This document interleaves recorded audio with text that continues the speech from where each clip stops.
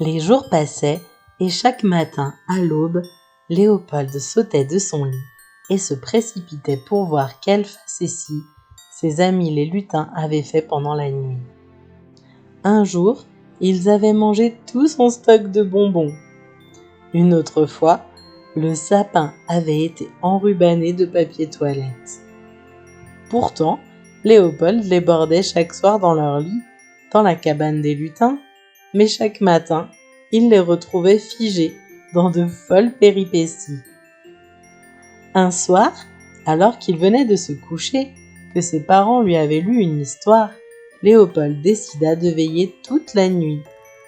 La cabane des lutins était maintenant installée dans sa chambre, et s'il restait éveillé, il était sûr de pouvoir les suivre et les voir enfin se réveiller. Ce que Léopold ne savait pas, c'est que les lutins ne pouvaient pas s'éveiller tant que les enfants de la maison ne dormaient pas encore profondément. Perlin et Pimpin étaient endormis dans la maisonnette et Léopold s'assit devant, un plaid autour de lui. 9 heures sonna à l'horloge du salon. Léopold s'ennuyait. Il attrapa un livre, le feuilleta, en prit un second, puis un troisième. Lorsque sonna 10 heures, Léopold était entouré d'une dizaine de livres qu'il avait feuilletés, et ses yeux se fermaient de plus en plus. Il alla chercher son doudou dans son lit et s'allongea sur le tapis moelleux au milieu des livres éparpillés. « Je ferme les yeux juste 1 minute, doudou. Tu me réveilles s'il se lève. » Il n'avait même pas eu le temps de finir sa phrase qu'il dormait profondément. Doudou s'échappa de sous son bras et partit voir dans la maison des lutins ses amis qui se réveillaient tranquillement. « Eh bien, dis donc, il est déjà très tard. Comment cela se fait-il que l'on ne se réveille que maintenant ?» dit Pimpin en entendant l'horloge du salon sonner 10h30. « Léopold voulait vous voir vous réveiller.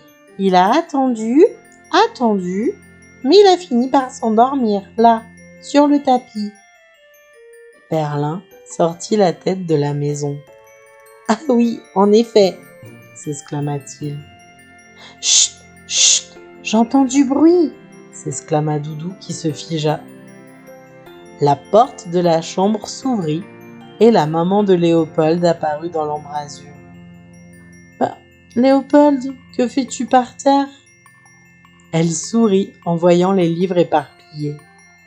Quel bonheur de voir son petit garçon aimer autant les livres qu'elle. Elle le souleva de terre et l'installa sous la couette dans son lit. Elle l'embrassa tendrement. « Où est Doudou ?» se demanda-t-elle à elle-même. Elle chercha quelques minutes dans la pièce et le trouva dans la maison des lutins. « Tu ne vas quand même pas faire des bêtises toi aussi ?» murmura-t-elle en installant la peluche entre les bras du petit garçon. « Et vous les lutins, je compte sur vous pour ne pas manger toutes les cerises au kirsch que j'ai préparées ce soir. Je vous préviens, sinon demain j'en référerai au Père Noël. » En lançant cette boutade aux 2 compères, la maman de Léopold se doutait très fort que les 2 lutins allaient se précipiter sur les cerises dès qu'elles se seraient couchées. C'est pourquoi elle leur avait préparé une bonne blague dont ils allaient être surpris. À peine fut-elle couchée que les 2 lutins bondirent de la cabane et descendirent les marches de l'escalier en courant. Ils sautèrent sur le plan de travail de la cuisine où marinait un grand saladier de cerises au kirsch. Perlin ne s'embarrassa même pas de prendre une cuillère et à pleine main enfourna une poignée de cerises. Son ami Pimpin ne tarda pas à le suivre. Tous 2 recrachèrent les cerises qui étaient en fait imbibées d'eau salée. Visiblement, la maman de Léopold était aussi friponne qu'eux. Il faut croire qu'elle se rappelait bien les facéties que faisaient ses propres lutins lorsqu'elle était enfant à Noël.